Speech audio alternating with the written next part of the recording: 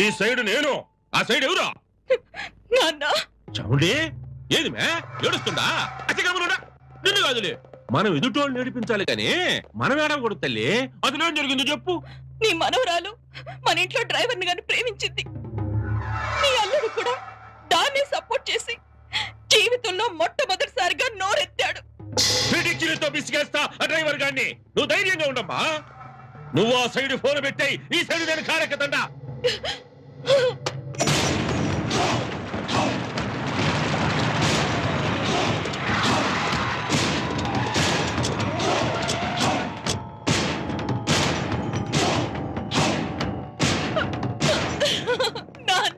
అమ్మా వదినా, ఏమైంది వదినా?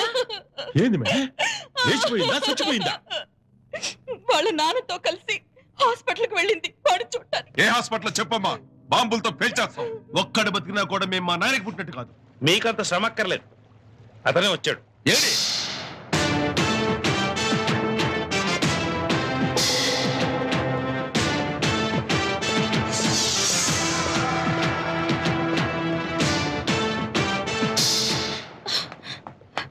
వాడి కోసం హాస్పిటల్కి వెళ్ళింది కాక ఇంటికి కూడా తీసుకొస్తావా? రావే మమ్మీ, దీన్ని తీసుకెళ్లి రూమ్ లో పడేయండి. ఏం చూస్తారు, తీసుకెళ్ళండి.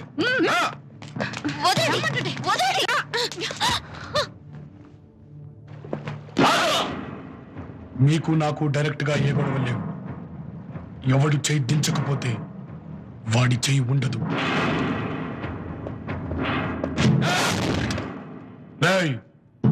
ఆ మనిషికి పుట్టిన మీ 5గురు నా చేతికున్న 5 వేళ్లతో సమానం.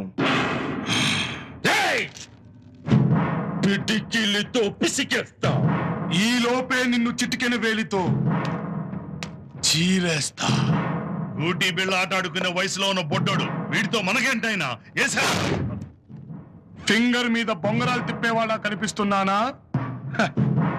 చిన్న వయసులోనే చిటికెన వేలి మీద కొండనెత్తిన శ్రీకృష్ణుడి అంశలో పుట్టిన వాణ్ణి, తాతకు తగ్గ మనవణ్ణి. ఏందిరా పైసల కోసం వచ్చినావా ఇంట్లోకి? మా పిల్ల అందం చూసి కన్నేయడానికి వచ్చావా, లేక ఈ అంతస్తు చూసి బలపడడానికి వచ్చావా? చేసిన అందరికి చంపలేసుకుని మా చెల్లి కాళ్ళు పట్టుకో, లేకపోతే నీ లైఫ్ కే చెల్లు చీటీ రాసేస్తా. వచ్చింది చెల్లు చీటీ రాయించుకోటానికి కాదు, శుభలగ్న పత్రిక రాయించటానికి. రాసేది లగ్న పత్రిక కాదు, నీ చావు పత్రిక. చావా? ఎలా ఉంటుందది? నీ కళ్ళల్లో కనిపిస్తున్న బెరుకులా ఉంటుందా, వీడి కంఠంలో వినిపిస్తున్న వణుకులా ఉంటుందా? సాగు చూడాలన్నదే నీ ఆఖరి మాట అయితే నీ ప్రాణం తీయడానికి ఈ సైడ్ నేనుండా. నిన్ను కాపాడడానికి నీ సైడ్ ఎవడుండడా? నేను.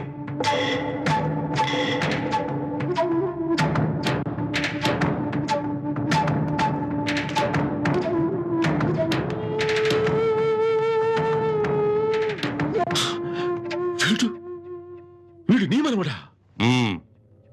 అంటే మా మీద పగ పెంచి దాన్ని ఉగ్గుపాలతో కలిపెంచినా? నేను వాడి మనసులో పగే పెంచుంటే ఈ పాటికి నీ కొడుకుల్లో సగం మందిని చంపుండేవాడు. వాడికి ఉగ్గుపాలలో మురిపాలు పోసి పెంచానయ్యా. కాని అన్నప్రాసన రోజు వాడు కలం పట్టుకోలేదు, కత్తే పట్టుకున్నాడు. ఆడ కత్తి పట్టుకుంటే ఈడ మా పంచులు ఊడిపోతాయి అనుకున్నావా? పంచలోట్టం కాదు, పంచ ప్రాణాలు లేపేస్తాడు. ఆహా, అంత మగోడా నీ మనవడా? అది నీ మనవరాలను అడుగు. నోర్మై, గడప దాటి నా మనవరాల్ని తీసుకుపోయేటంత మగోళ్ళ మీరా? తీసుకు వెళ్ళటానికే వచ్చామయ్యా. పాండవులు 12 ఏళ్లు అరణ్యవాసం, 1 సంవత్సరం అజ్ఞాతవాసం గడిపొస్తే నేను నా మనవడు 13 ఏళ్లు అజ్ఞాతవాసం గడిపొచ్చామయ్యా. వాళ్ళు రాజ్యం కోసం వచ్చారు, నేను రాణి కోసం వచ్చాను. రాణి కోసం రాజులు వస్తారు గాని నీలాంటి పని వాళ్ళు కాదు. ఏ హక్కుతో నా కూతురు అడగటానికి వచ్చావు? కథ తెలియకుండా నేను ఇంట్లో అడుగు పెట్టలేదు, కథ తెలియకుండా మైథిలిని తీసుకెళ్ళటానికి రాలేదు. ఏంద్ర నువ్వు తీసుకెళ్లేదే? ఈ సైడు నుంచి పిల్ల ఆ సైడుకి రావాలంటే శవాలు లేవాల్సిందే. నీకు తెలిసింది సైడుల గురించే. నేను డిసైడులు చేసే ఫ్యామిలీలో పుట్టా. ఇన్నాళ్ళు మీ అందరి ముందు అల్లరాముడిగా తిరిగాను రా, కానీ నిజానికి నేను గుండెలో అగ్ని దాచుకున్న అగ్గిరాముణ్ణి. ఆ పిల్ల నాది కాదని ఎవడన్నా అంటే కంఠంలో నరాలు తెంపేస్తా. ఆపాలని ఎవడన్నా చూస్తే ఆయువు తీసేస్తా. 12వ తారీఖు ఏకాదశి సోమవారం వచ్చి తాళి కడతా.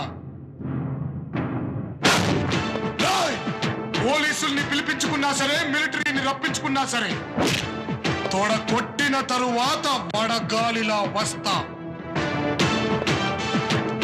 పద తాత.